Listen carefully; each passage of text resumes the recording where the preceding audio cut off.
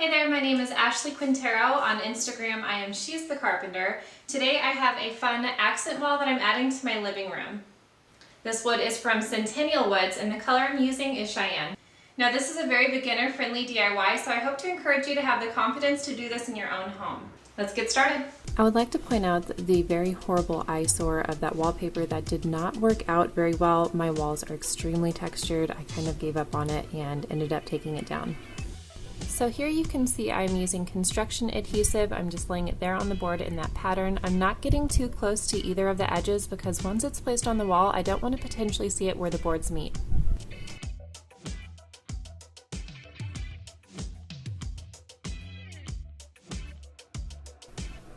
Now I feel like these are very beginner friendly because all of the boards are milled to the same width and the same thickness. They're different lengths to give that planked look, but it takes a lot of the guesswork out. Halfway down this wall was pretty easy because it was all the same length. It got a little tricky where my stairs start, but I'll show you a couple tips and tricks that I've learned to make it a little bit easier.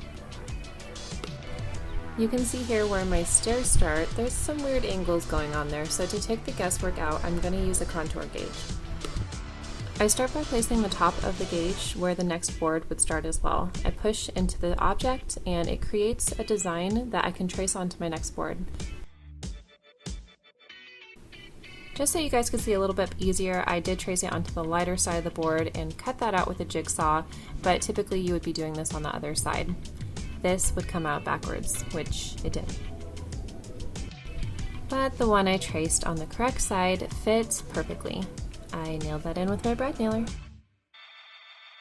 Next up was that angle piece along the stairs. If you have a speed square, that is a great way to figure out the angle of there. If you don't have a speed square, I typically overlap my piece of wood, mark where it meets at the top and bottom, connect those two lines, and then you have your angle. Working my way down, I was actually able to use my cutoff from the piece above because they're the same angle. Next, I had to cut around the 3 outlets. One of them was a little bit higher than the other 2, so it might look a little bit tricky, but I'll show you a trick on how I navigated around these. When I placed the board where it was supposed to be lined up with the board above it, I was covering part of the outlet. I measured the outlets at 4.5 inches, and I subtracted the remainder of what was showing after I had placed the board. For example, my first cut showed a 4 1/4 remainder, so I cut off 1/4 of an inch. By butting up the boards, you can also see where to outline the outlet. I used a speed square to make a straight line and cut out with my jigsaw. The last row was a little bit more narrow than the boards, so I trimmed these on my table saw and put into place. These reclaimed boards from Centennial Woods add such warmth and character to my home. It was a quick, easy project. It took less than 2 hours and I loved the results.